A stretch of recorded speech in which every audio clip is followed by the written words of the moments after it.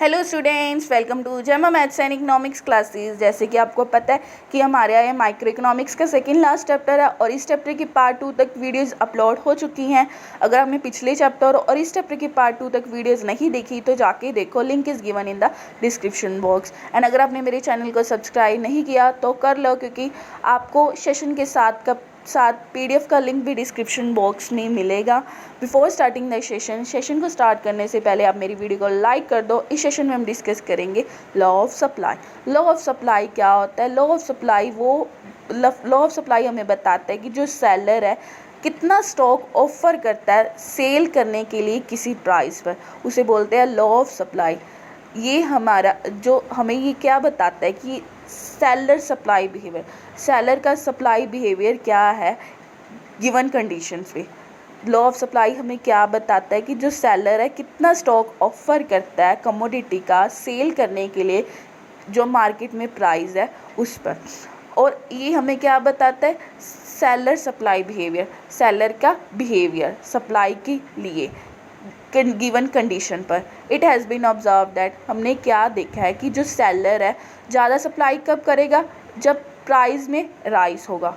The law of supply में भी return as follows. ये आगे मैंने 2 डेफिनेशंस ली है, आप इस फॉर्म में भी राइट कर सकते हो लॉ ऑफ सप्लाई को। Other things remaining unchange, the supply of commodity rise, expand with rise in its price and fall, contract with fall in its price. वो क्या बोलते हैं कि जब सप्लाई कमोडिटी की राइज हो, सिर्फ प्राइस के राइज होने पर, बाकी फैक्टर्स अनचेंज हो, कांस्टेंट हो, और फॉल हो सप्लाई जब प्राइस फॉल हो रहा है, expands when rise in price, और contracts when fall in its price. In other words, इसे एक और फॉर्म डेफिनेशन में राइट कर सकते हैं। It can be said that higher the price higher the supply and lower the price lower the supply.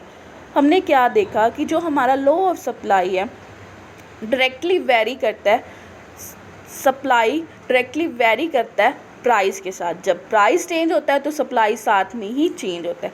So a larger amount is supply at a higher price. Large amount supply कब होती है? जब price higher होता है, और कम lower price in the market, जब price low होता है मार्केट में तो वो सप्लाई भी लो करता है, कम अमाउंट में करता है। एक्सप्लेनेशन ऑफ द सप्लाई, हमने सप्लाई शेड्यूल पिछली वीडियो में किया था, supply schedule and supply curve. आपने देखा होगा कि उस पर भी यही लॉ अप्लाई हो रहा था। जो अब हम समझ रहे हैं लॉ को तो हमें पता चल रहा है कि जो सप्लाई शेड्यूल और सप्लाई कर्व हमने पढ़ा तो उसमें भी ये लॉ ही था। अब हमने एक और सप्लाई शेड्यूल और सप्लाई कर्व लिया, अगर आपने नहीं देखा तो मैं आपको इसमें भी एक्सप्लेन कर रही हूँ। प्राइस ऑफ फाउंटेन पेन, हमने एक फाउंटेन पेन का प्राइस लिया और क्वांटिटी क्या सप्लाई कर रहा है फाउंटेन पेन की, किस उस प्राइस पे हमने वो लिया, मार्केट सप्लाई शेड्यूल लिया। This can be shown by diagram as follows. हम इसे डायग्राम में भी शो करेंगे। आप देख सकते हो जब प्राइस बढ़ रहा है फाउंटेन पेन का तो सप्लाई भी बढ़ रही है। प्राइस 10 था, सप्लाई क्या थी? 10। जब प्राइस 20 हो गया तो सप्लाई 13 होगी, और जब प्राइस 40 हो गया तो क्वांटिटी सप्लाई क्या होगी? 25 हर हफ्ते में। This can be shown by diagram. Diagram में हम कैसे शो कर सकते हैं? एक्स एक्सिस पे लेंगे quantity of fountain pen, y axis पे लेंगे price of fountain pen. Supply schedule क्या है? अपवर्ड मूविंग है, स्लोपिंग अपवर्ड है। जो एसएस कर्व क्या है? सप्लाई कर्व, वो क्या है? अपवर्ड है। वो क्या हमें बताती है? जब प्राइस राइज हो रहा है तो हमारा क्वांटिटी सप्लाई भी राइज हो रही है। Similarly the upward sloping curve which depict a direct covariation between price and supply. हमें सप्लाई कर्व क्या बता रही है? अपवर्ड स्लोपिंग सप्लाई कर्व कि ये डायरेक्ट रिलेशन है इनमें प्राइस और सप्लाई में। इसे हम इस फॉर्म में भी ड्रॉ कर सकते हैं डायग्राम को, सारे पॉइंट्स को विजिबल करके डायग्राम में। The law can be shown in this way also, हम लॉ को इस फॉर्म में भी शो कर सकते हैं। हमने क्या देखा फिगर में? ओ एक्स क्या है? Quantity of demand, and O Y axis क्या है? Price of commodity. SS1 क्या है? लाइन है जो सप्लाई बता रही है जब प्राइस बढ़ रहा है तो क्वांटिटी भी सप्लाई की बढ़ रही है। आप रीड कर लेना, ये सेम है जो मैं आपको एक्सप्लेन कर रही हूँ। Assumption underlying the law of supply. अब अजम्पशंस क्या है लॉ ऑफ सप्लाई की? No change in the income assumption क्या है, फर्स्ट अजम्पशन क्या है कि इनकम में चेंज नहीं होना चाहिए परचेज़र की भी और सेलर की भी। No change in the technique of production, जो प्रोडक्शन की टेक्निक है उसमें भी चेंज नहीं होना चाहिए। अगर चेंज होता है तो ये इफ़ेक्ट करेगा सप्लाई पे। There should be no change in the transport cost, transport cost में भी चेंज नहीं होना चाहिए। अगर ट्रांसपोर्ट कॉस्ट में चेंज होता है तो ये सप्लाई में चेंज करेगा। कॉस्ट ऑफ प्रोडक्शन भी अनचेंज, जो प्रोडक्शन का कॉस्ट है वो भी नहीं चेंज होनी चाहिए। अगर चेंज होती है तो इससे प्राइस पे इफ़ेक्ट पड़ेगा, प्राइस पे इफ़ेक्ट पड़ा तो ऑब्वियसली सप्लाई में भी इफ़ेक्ट पड़ेगा और डिमांड में भी इफ़ेक्ट पड़ेगा। Supply will be valid only if the cost of production remains constant. The law of supply तब भी वैलिड है जब कॉस्ट ऑफ प्रोडक्शन कांस्टेंट रहेगा। The prices of other thing goods should remain constant, जो prizes हैं दूसरे goods के वो भी कांस्टेंट रहने चाहिए।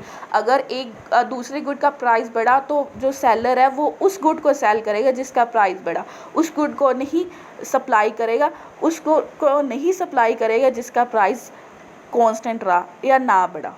जिसका प्राइस बढ़ा वो उस गुड की सप्लाई ज़्यादा करेगा। There should not be any change in the government policies, government policies में भी चेंज नहीं होना चाहिए।